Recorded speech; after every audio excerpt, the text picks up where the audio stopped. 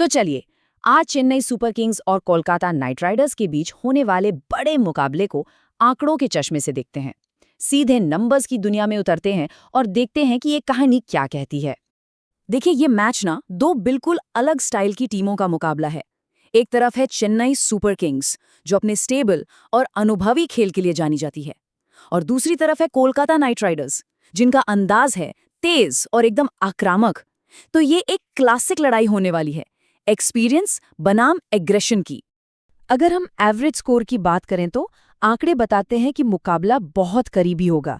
CSK का score 170 से 185 के बीच रहने की उम्मीद है, वहीं केकेआर का 165 से 180 के बीच। मतलब सीएसके को यहाँ थोड़ी सी बस जरा सी बढ़त दिख रही है, लेकिन अंतर बहुत ही कम है।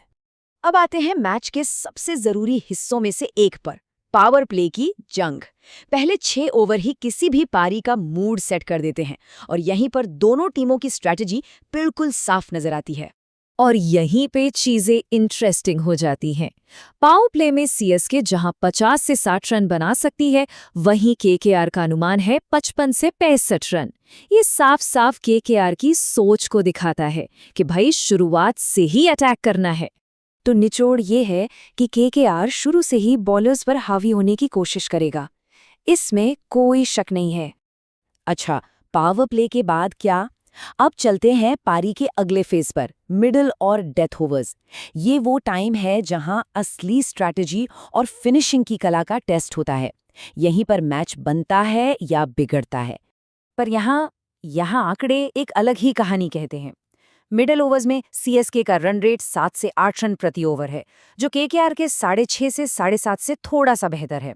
और जब बात डेथ ओवर्स की आती है, तो सीएसके 10 से 12 रन प्रति ओवर के साथ और भी तेज हो जाती है, जबकि केकेआर 9 से 11 पर ही रहती है। ये दिखाता है कि सीएसके कितनी मजबूती से पारी को फिनिश करती है।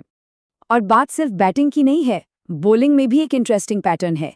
सीएसके के बॉलर्स का इकोनॉमी रेट 7.5 से 8.5 के बीच है, जो केकेआर के 8 से 9 के मुकाबले थोड़ा बेहतर है। इसका मतलब है कि सीएसके रन की रफ्तार पर बेहतर कंट्रोल रख सकती है, खास तौर पर बीच के ओवर्स में। तो फिर वो कौन से मैजिक नंबर्स हैं जो इस मैच का नतीजा तय कर सकते हैं? आइए जरा जीत के फॉर्मूले पर एक नज़र डालते हैं और उन खास नंबरों को समझते हैं जिन पर नज़र रखनी होगी।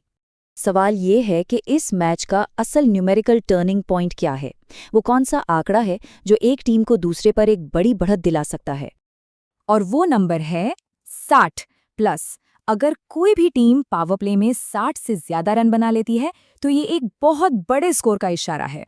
कनेक्शन बिल्कुल सीधा है। पावर प्ले में 60 से ज्यादा रन बनाने का मतलब है कि टीम ने एक ऐसी मजबूत नींव रख दी है जिससे 180 प्लस का स्कोर बनाना काफी आसान हो जाता है। ये मोमेंटम को शुरू में ही अपनी तरफ खींच लेने जैसा है। कुछ और भी जरूरी आंकड़े हैं, जैसे अगर 10 ओवर तक 80 से कम रन बने तो समझ लीजिए कि बैटिंग टीम पर दबाव बढ़ रहा है।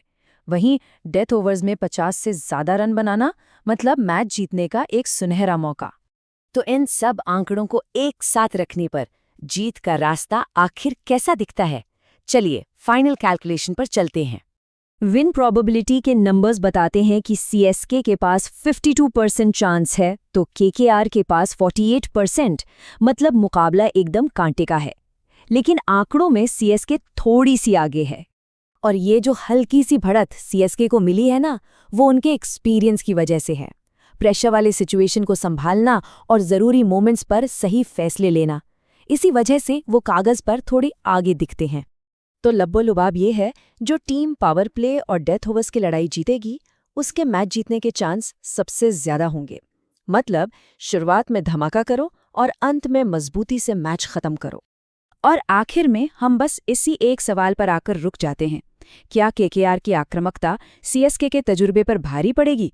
यही इस मैच का सार है, और इसका जवाब तो हमें मैदान पर ही मिलेगा।